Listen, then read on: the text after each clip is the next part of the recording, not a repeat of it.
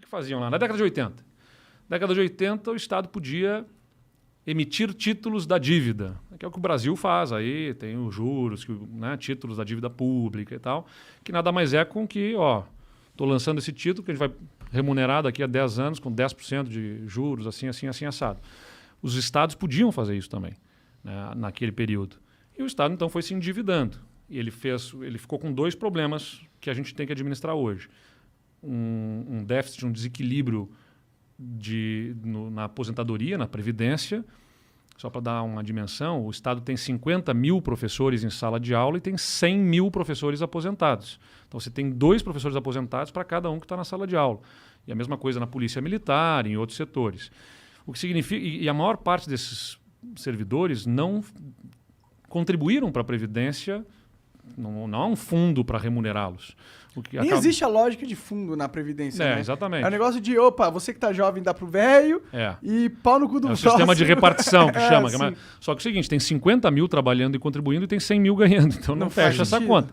Então o que acaba acontecendo? De onde que sai o dinheiro para pagar os aposentados? Do Tesouro. O que é o Tesouro? É o povo. É dívida. Não, o povo com o seu imposto. Sim. A dívida foi naquele período lá. Só que hoje em dia, aí o que aconteceu? Você tem... Chega no Plano Real, 94, e aí o governo, para poder estabilizar a economia, o que ele faz? Uma das questões que gerava inflação, que pressionava a inflação os governos gastam mais do que eles têm dinheiro para gastar, e isso pressiona a inflação. Isso é um fator de inflação. Então tem que vedar que entes subnacionais, os governos subnacionais, possam se endividar. O que faz o governo federal? Ele encampa a dívida toda, ele traz a dívida toda dos estados para ele e os estados passam a dever para o governo federal.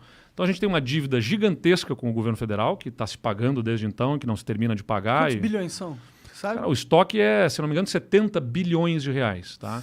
Para um estado pagar sozinho. Sim, os maiores devedores são São Paulo, Minas Gerais, Rio Grande do Sul, Rio de Janeiro. Quantos bilionários tem Rio Grande do Sul? Pega uns 4 aí e a gente paga essa porra. Pois é, antes fosse assim, né? E aí o que acaba acontecendo então a gente tem um déficit na Previdência e que é mais ou menos o seguinte, né? Você está gastando dinheiro do presente, porque a gente paga... Como é que paga a aposentadoria? É a contribuição do servidor, mais a contribuição do Estado como patrão, e isso é insuficiente para pagar todas as aposentadorias. E aí entra o caixa, entra o Tesouro. O Tesouro é a arrecadação de imposto. Aí todo mundo reclama, o ICMS está alto, aquela coisa toda. Sim, mas aqui a boa parte do ICMS não é usado para pagar coisas no presente, é para pagar o passado que foi deixado por outros governos, que deram benefícios, vantagens para servidores, que incorporavam, levavam isso tudo para aposentadoria. Então você tem aposentadorias altas, né, e de um grande número de servidores sem ter fundo para pagar. Tem como cortar essa aposentadoria? A gente fez reformas profundas lá, mas não pode cortar, porque essas pessoas também não são culpadas, entendeu? Mas, se ela é professor, tá ganhando 100 mil reais por mês. Não, mas não tem professor ganhando 100 mil. Não tem. Não, mas tem eu tô dizendo o seguinte, uns amigos dos caras ligando. Não, mas você tem servidores de alto escalão ganhando muito. E tem também, eventualmente, o que acaba acontecendo de distorção? Um professor lá conseguiu acumular mais vantagens que o outro e levou aquilo para a aposentadoria. O outro não conseguiu acumular tanto, ganha menos. Então tem muitas distorções na forma de remuneração. O que a gente fez? Eu fui muito sincero na campanha. Não tem como... O Estado estava por 3 anos sem conseguir pagar o salário do servidor em dia. O último dia útil você tem que pagar o salário do servidor. O Estado não conseguia pagar. Então ele chegava lá no último dia útil, não tem dinheiro. Vou te pagar daqui a 5 dias, 10 dias, nós vamos pagar todos os servidores R$1.000. Depois, mais 5 dias, vai pagar mais R$2.000. E aí, às vezes, começou a encostar na folha seguinte. Tinha que estar pagando a folha do mês seguinte e não tinha terminado de pagar a folha do mês anterior. E isso ficou por 5 anos. Quando eu assumi, já estava em 3 anos que estava o salário sendo pago dessa forma. E eu falei na campanha, não tem como resolver uma situação dramática nas contas com soluções simpáticas. Vai ser antipático. Pô, tu falou isso na campanha e ganhou? Falei na campanha, pode consultar lá. E aí eu disse, nós vamos ter que discutir carreira dos servidores, vamos ter que discutir previdência para poder ajustar esse Estado. Aí ganhei a eleição. O que eu faço? A primeira coisa, eu chamo deputados, vou na bancada dos deputados, inclusive os de oposição, não esperando que eles fossem me apoiar, me ajudar nas minhas medidas. Mas eu digo o seguinte, olha, eu fui eleito com uma agenda. Tá? Eu falei dessa agenda e eu estou trazendo essa agenda aqui para vocês. Vocês foram eleitos com a agenda de vocês. Não é o deputado A ou B. É uma parte do povo gaúcho que está ali, que pensa de um outro jeito. E eu governo para esse povo também. Eu tenho que ouvir, entendeu? Claro. O que eu acho que está errado na política brasileira é porque está essa coisa do um contra o outro para tentar destruir quem pensa diferente. Eu acho que a gente tem que enfrentar as ideias, a gente tem que enfrentar os problemas e não enfrentar as pessoas. Tem lá uma bancada de oposição em 55 deputados, que hoje no Rio Grande do Sul essa bancada de oposição tem 15 deputados, tá? De oposição declarada assim, ao governo que pensa de outro jeito. Não são 15 deputados, é uma parcela do povo gaúcho que está ali representado, que pensa daquele jeito. E eu preciso entender, ouvir, debater e ganhar com base nos argumentos, e não tentando passar por cima dessas pessoas, tentando destruir eles. Aí o que eu faço? Eu assumo o governo e vou em cada um dos sindicatos. Janeiro, fevereiro de 2019, eu fui lá no sindicato dos professores, na associação dos policiais, no sindicato dos agentes penitenciários, em cada um deles, fui na sede de cada um deles e disse, nós vamos propor para vocês coisas que vocês não vão gostar. Mas eu assumo um compromisso com vocês. Vocês vão saber antes de eu mandar para a Assembleia e vão ter a oportunidade de contestar para mim. Então organizei lá, determinei a minha equipe, vamos bolar os planos, os projetos, tudo mais. E vamos levar para... Aí chegamos no final do ano, organiza numa cartilhazinha para poder... Porque não adianta pegar e mostrar um projeto lá complexo, né? Organiza uma cartilhazinha mostrando o que está na lei, o que a gente quer mudar, como é que vai ficar, e na outra coluna, por quê, né? Qual é a razão da gente estar propondo aquela alteração. Fizemos uma cartilha, tudo mais. E aí voltei depois lá, setembro, outubro de 2019, e chamei cada sindicato e fiz uma apresentação para cada um deles. Assim, tinha dias que eu tinha reunião com 3, 4 sindicatos na colada, assim, um depois do outro, apresentando, isso vai ficar assim, isso vai ficar desse jeito e tudo mais. Agora eu estou passando para vocês têm um prazo para me devolverem com as considerações de vocês. Né? Eu sabia que eles não iam gostar, que eles iam protestar. Eles não gostaram. Mas eventualmente vinham contribuições que a gente fez até concessões, entendeu? Vieram contribuições legais sim, mesmo? em alguns casos.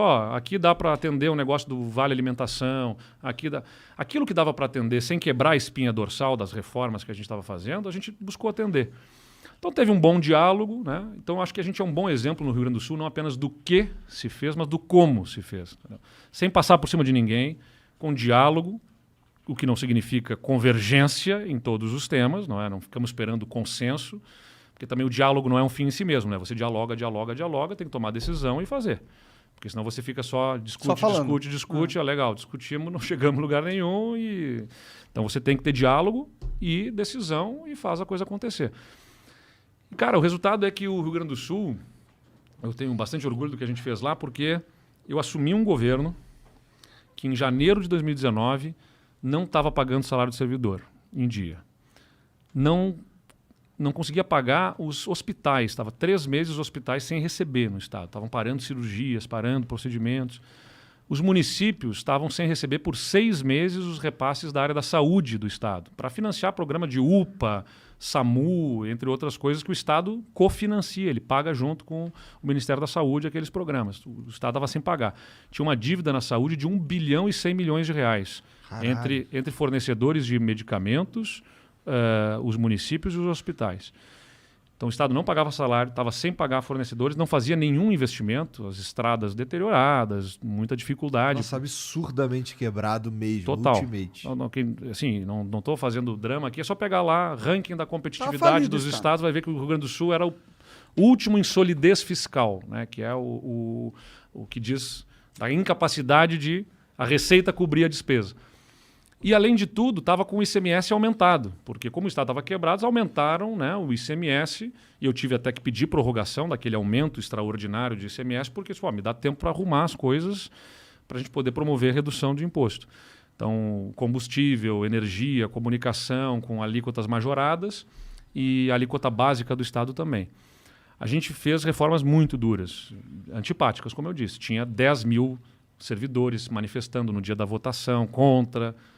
mas a Assembleia encarou, votou, e a gente conseguiu fazer uma redução substancial da despesa com a folha de pagamento. No ano passado, a gente conseguiu reduzir 700 milhões de reais a despesa com a folha. Por mês ou por ano isso? Por ano.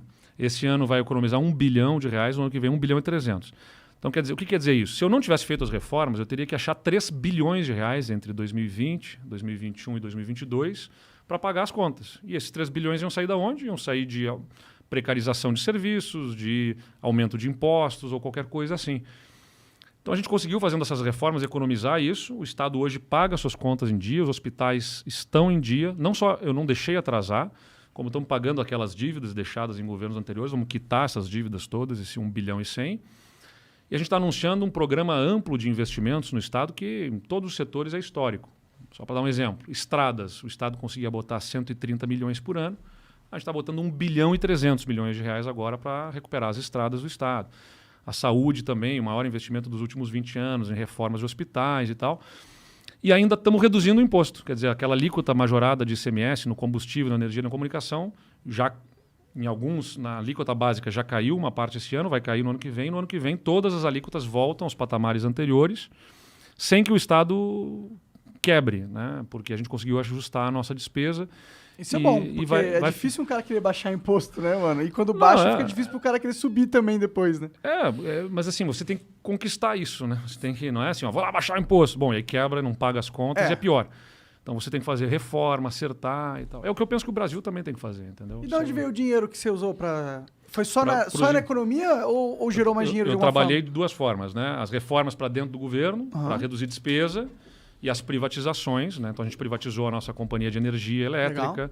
A distribuidora e a transmissora já foram vendidas, a gente está vendendo a geradora de energia também, tem uma companhia de gás e a gente acabou de aprovar a privatização da companhia de saneamento. Tem mais coisa para privatizar, não? Ainda ficará o banco do Estado. O Estado ainda tem um banco. Tá? Essa discussão vai ter que vir para frente.